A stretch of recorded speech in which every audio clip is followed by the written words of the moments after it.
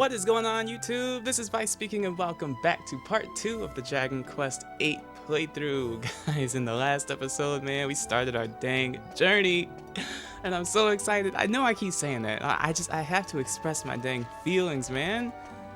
When it's the favorite game of all time, what are you gonna do? Anyways, guys, there's a lot of updates before what the heck am I trying to say? Before I officially start this episode. First of all, there are gonna be a couple counters in this playthrough. I always love when people put counters in their playthroughs. We're gonna have a beefcake counter because I love the beefcakes are just such cool dudes. So every time I meet one or see one, the count is gonna count up. There's also gonna be a core blimey counter, but you don't know what that is yet. Trust me, you will when you see it. Okay. Otherwise, what the heck else is there? I looked all around Fairbury, the entire town, and this is all the items I came across: some medicinal herbs. Everything else is in the bag, such as holy water, a couple plain clothes, a potlet, a seat of defense. We will go over a lot of these items very soon, but for now, let's move right along, man. We got a story to get moving. Picking up from last time, we're meeting, what's her name? Valentina? We're meeting her in her house. She said by the well, so let's see if she's home. She is knocked out.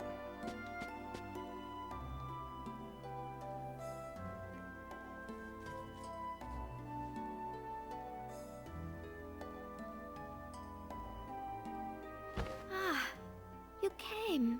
I'm so sorry. I must have drifted off. How rude of me. I wanted to ask you a favor about this crystal ball. Sorry, I'm getting ahead of myself. Perhaps I should start from the beginning? I mean, normally I wouldn't, but for the sake of anyone who's having trouble comprehending the story, let's hear it from the beginning. Of course. Let me explain. Thank you, Valentina. My father, Kalderasha, was once a really famous fortune teller. Yeah, we know that. Lost treasure, missing people. There was nothing the great Kalderasha couldn't help people with. Mm-hmm. But then one day, he lost his powers. He lost his powers. It's probably because he stopped using a real crystal ball. So that's not the real This ball. glass ball isn't... Valentina, what is going on here? Busted. We're busted. How many times have I told you not to touch my crystal ball? What? Aren't you that boy from the pub? What brings you here? Ah, never mind.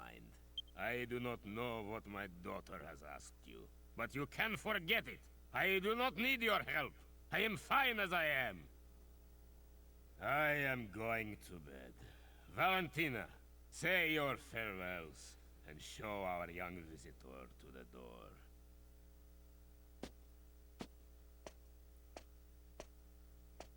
Man, when Dad comes home, you gotta wrap it up, man.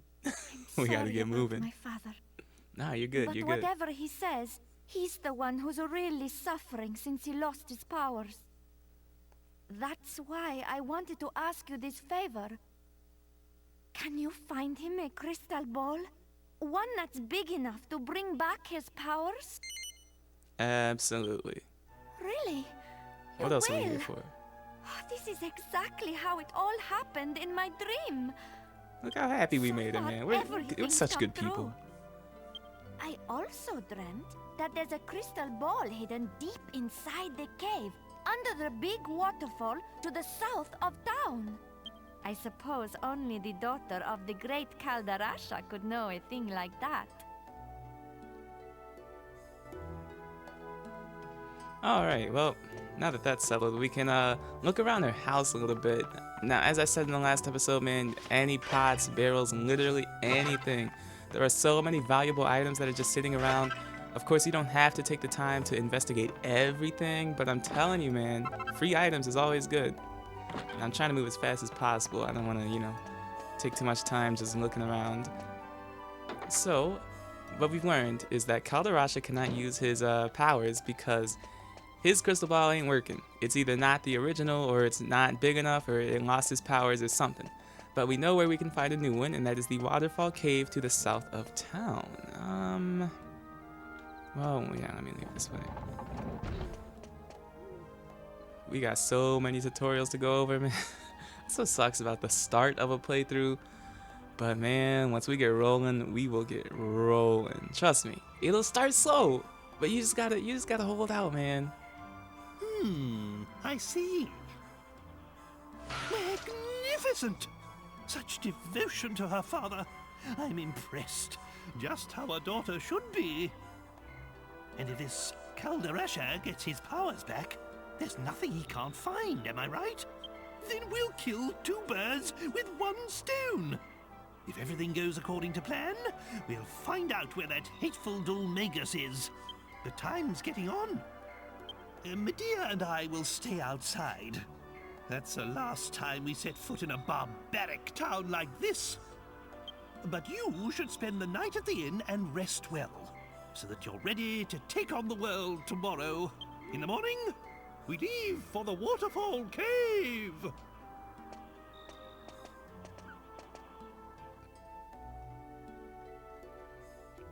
Now, as exciting as all that might have seemed, we're not going to be going straight to the waterfall cave. And I'm sorry if you're disappointed, but that's just the way it's got to be, man. As you probably know if you've opened your menu literally once, we're level 1. We can't do jack doodly squat at level 1. We're simply not ready to take on the waterfall cave. And that is where the beauty of grinding comes in. If you play literally any video game that has level up and whatever, you know what grinding is. When you do a bunch of well, what is Cho saying? Yeah, let's just get moving. Yep. You know, in this game specifically, you'll fight a bunch of monsters. Either you're grinding because you need more money or you need experience. Either way, grinding helps. Now, another tutorial here, and you can skip over this because I know there's some people who know what the heck they're doing already, but for the people who have no idea, never played this game before, I don't know how you haven't, but there's a lot to go over. First of all, this pot lid.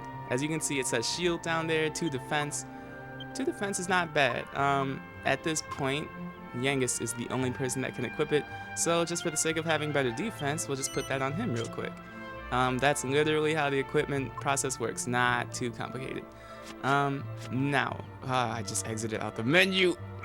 Okay, I was gonna go over seeds, but for now, actually, you may recall, we know that the waterfall cave is to the south. I'm turning down my TV because it's loud. The waterfall cave is to the south, and we left out the west exit of town. No, I'm not stupid. I did this intentionally, because there's something we need to pick up first, and it is to the north, actually, from here, I believe. So I'm actually, usually in a Dragon Quest game, I would cut out battles in the overworld, because if I didn't cut out battles, man, this Let's Play would be 200 something episodes, trust me. So I'm not going to show you every single battle I get into, at least on camera. Well, definitely on camera. But there's a chest we need to pick up. And on the way, you're going to see something that might be pretty dang intimidating if you've never seen it before. But you'll know it when you see it. So I'm going to cut out the rest of this battle, then meet you guys when I'm done, alright? Now, I do actually have one more update about music. If you'll recall in the last episode, I said that literally any time in this entire playthrough that a song plays that you have not heard previously, there will be a pop-up showing the name.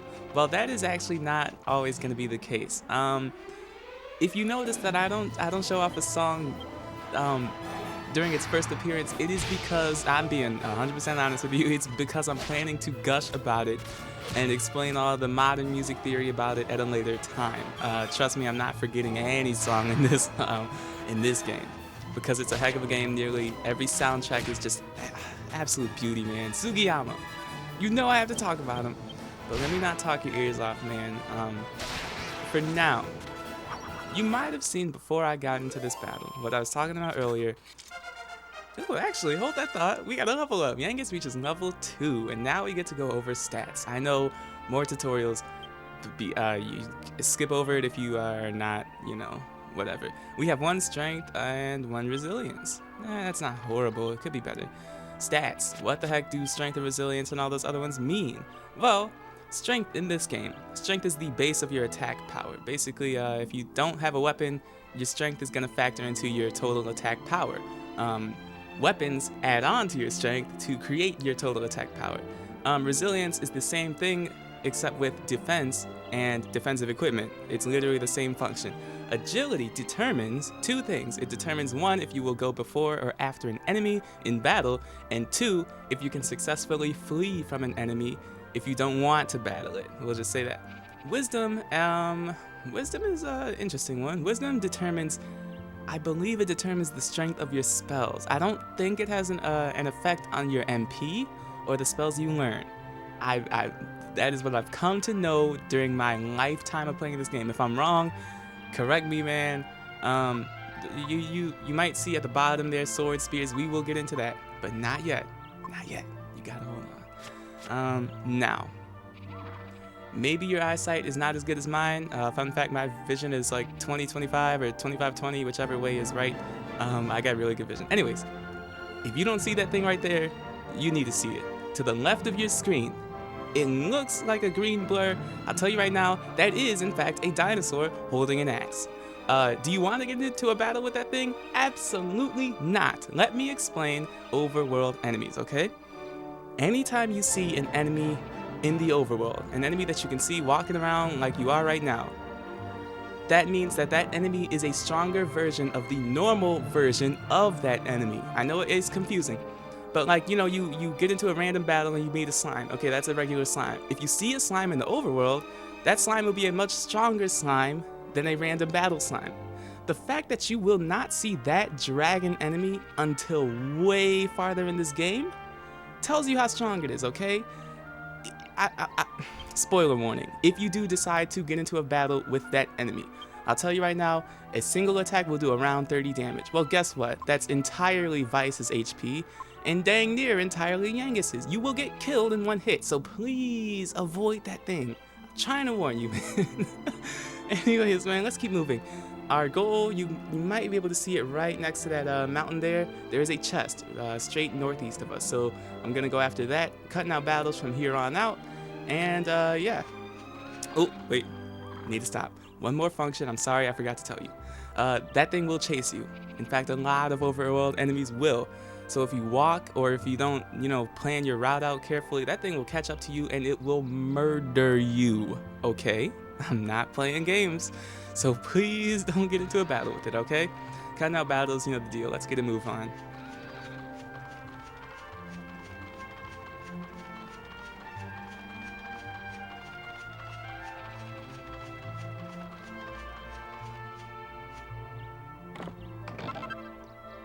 And we can find a seed of life in this chest. As you can see, while we're opening chests and doing stuff like that, the running animation will continue, but they won't actually chase you because that would be pretty broken if they could. Now, we do have to stop again because we have to go over seeds. Seeds are pretty basic, and this won't take a lot of your time. Seeds will basically increase certain attributes. Pretty much, that's literally it. If you have a seed of strength, a seed of agility, it will increase that attribute. Seeds are very useful, but you really want to plan out which characters you put certain seeds on.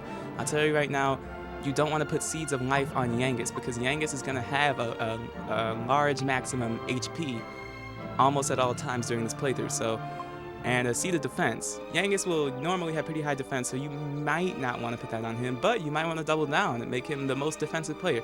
It is honestly up to you. There's so many different options, man. But for now, we're gonna. Oh goodness! Oh goodness! Oh boy. What do I want to do? I'm going to cut away right now, and I'm gonna meet you guys at the south exit of Fairbury. Okay? Well, I did not think it was possible, but I got into a fight with one slime. I got 1 XP, and that 1 happened to be enough for Vyse to gain levels. He is up to level 2 now. Gets 3 extra HP, 1 strength, agility, and wisdom. I like that. And 1 gold. Nice. Now, I will meet you guys where I said I'd meet you. Alrighty, here we are, man. And actually, I didn't know this, but you can actually see the waterfall mountain from this exit. I didn't recall that initially, but that is essentially your goal. That is where the waterfall cave is. Now, from this point, I keep forgetting we don't have a map. That sucks. No, I'll just start walking from now. I'll cut out battles. There is 1 detour we're gonna be making, but for now, let's just go, man.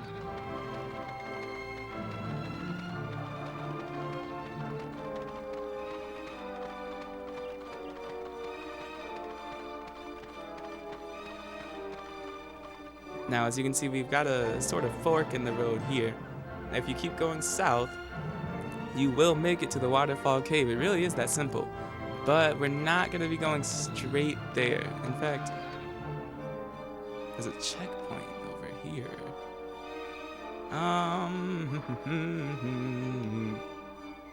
Yeah, let's go east for now. I'm looking for a certain mountain hut.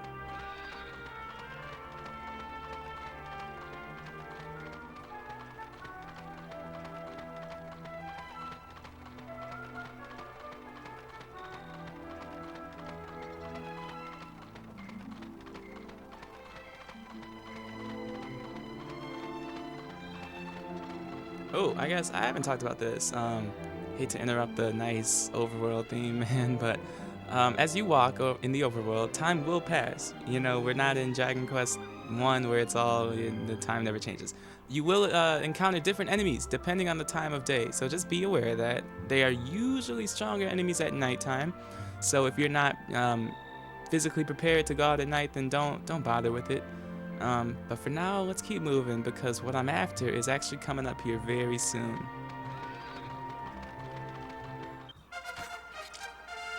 Man, that was a tough battle, but it paid off because Yangus is now level 3. We will level up pretty quickly since we're literally level 1. Like, it's gonna go pretty fast to start out.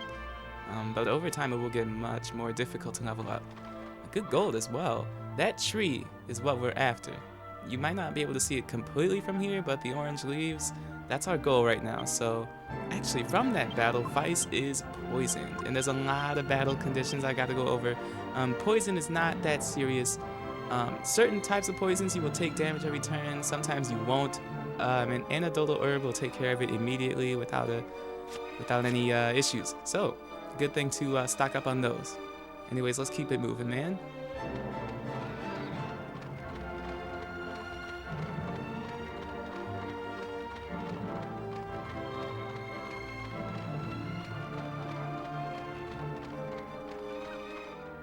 Goodness gracious, I just encountered an enemy that I don't think you're supposed to see yet, man. A beetle boy? Those are in the next area. You're not supposed to, unless, I don't know, man. I don't know.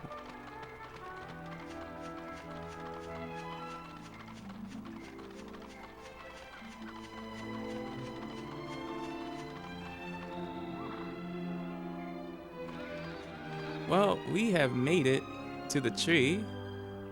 And you're probably wondering why the heck we are at this tree. We're actually gonna come here later, but for now, it's literally one thing. There's a chest over there. You can probably see it from here. That is our goal for now. Yeah, we're not doing too bad. So let's grab that, and then we will wrap this episode up, cause we've been going for a while.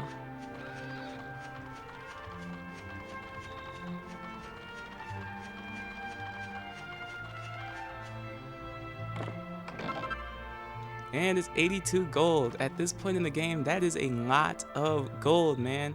That is a good amount of time's worth of grinding. So with that, we'll end on a sort of high note. That was a long trip for some gold, but we will be coming back here for something more important. Anyways, that's it for this episode, guys. If you did enjoy, you can always give it a like. If you did not, you can dislike and tell me what I can do to improve these episodes in the comments. With all that said, I have been Vyse, and this has been Dragon Quest VIII. I'm gonna let that outro do its thing, and I'll catch you guys in the next one, alright? I'm out of here.